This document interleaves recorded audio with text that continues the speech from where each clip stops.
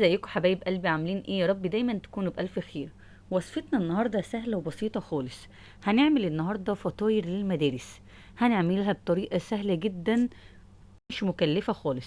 يعني لو ما عندكيش لانشون وجبن وبيض والحاجات دي ان انت تعمليها للمدارس، لا دي بنص كيلو دقيق وهتعملي فطاير حلوه جدا وهتعجب اطفالك في نفس الوقت. خليكم بقى معايا واحده واحده عشان هنعمل العجينه.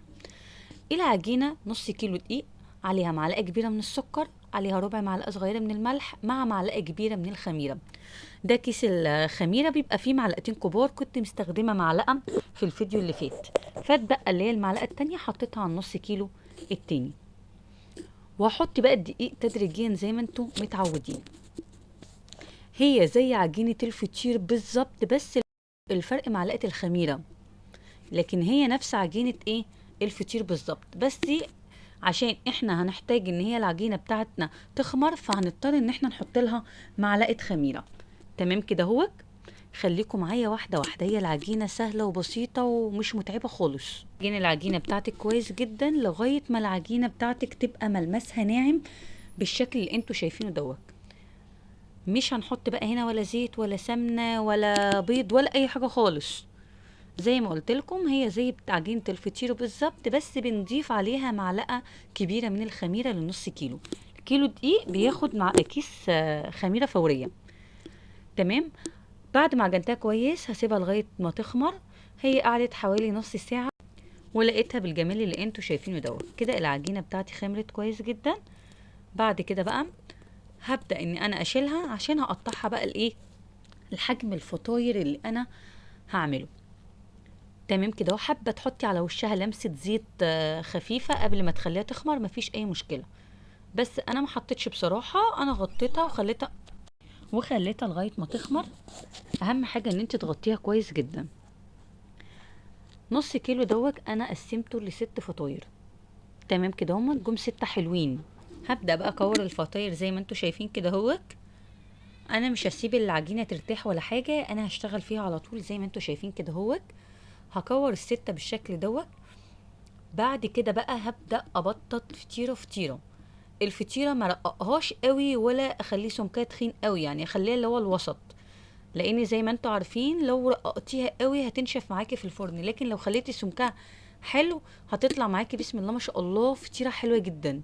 خليكم معايا واحدة واحدة عشان تطلع معاكي فطاير ناجحة 100%. بعد كده بقى بجيب الصاج بتاعي أو الصينية وهدهن الأرضية بتاعتي زيت. وبعد كده الفطاير بتاعتي بقى هروح فرداها زي ما انتوا شايفين كده اهوت. يعني انا فردتها على الصينيه ووريتها لكم بس ما فردتهاش قوي. باجي بقى في الصاج وفي الصينيه بتاعتي بسويها زي ما انتوا شايفين كده اهوت. بس زي ما قلت لكم ما برققهاش قوي. واجي بقى من على الوش كده اهوت لمسه زيت خفيفه او زبده المتاح عندك حطيه. ده انا كنت حاطه هنا اهوت، ده انا وشها كله زيت. تمام. نيجي بقى للحشوه بتاعتي. الحشوه بتاعتي عندي هنا اهوت جبنه موتزاريلا بتحطيها مع فلافل، مع زيتون المتاح عندك حطيه، طماطم، فايدة عندك مناب فراخ من قبليها بيوم كده هو، واولادك مش عاوزين ياكلوه بتقطعيه وتحطيه مكعبات على الفطاير كده هو. المتاح عندك اعمليه. الحشوه ديت اختياري. دي بتبقى حلوه قوي، بتبقى شكل البيتزا بالظبط. بس بعجينه الفطير يعني سهله وكده وبسيطه ان انت تحطيها لطفلك وهو رايح المدرسه. تقطعيها كده هو اربع تربع كده هو، تحطها له في اللانش بوكس كده مع كيسين كاتشب كده هو، بتبقى حلوه جدا وفي نفس الوقت مغذيه. بصوا هنا بقى حطيت هنا فلافل وطماطم والجبنه الموتزاريلا، غرقتها بقى ايه جبنه. حابه تعملي ميكس من الجبن اللي هي الجبنه الحادقه مع جبنه موتزاريلا مع جبنه شيدر، مفيش اي مشكله. مع الزيتون اللي بيحبوه اطفالك اعمليه. بعد ما حطيتها كده بسيبها تخمر حوالي ربع ساعة، يعني بسيبها برضو بعد ما انا ايه ما انا حطيت الحشوة. وبعد كده ادخلها في الفرن زي ما انتوا شايفين كده اهو. ما بتكملش 10 دقايق بسم الله ما شاء الله. بتحطيها في الفرن على نار عالية.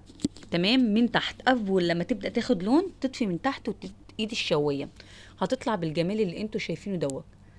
بصوا بسم الله ما شاء الله، انا بوريها لكم وهي سخنة. يعني بصوا، بصوا الجبنة لما سحت. يعني هو شكلها بيتكلم عن نفسها. بصوا بسم الله ما شاء الله. اهم حاجه ان انت تخليها لونها حلو، ما تحمرش منك قوي زياده عن اللزوم عشان ما تنشفش منك. طول ما هي فاتحه ولونها ذهبي كده هو بتبقى معاكي طريه.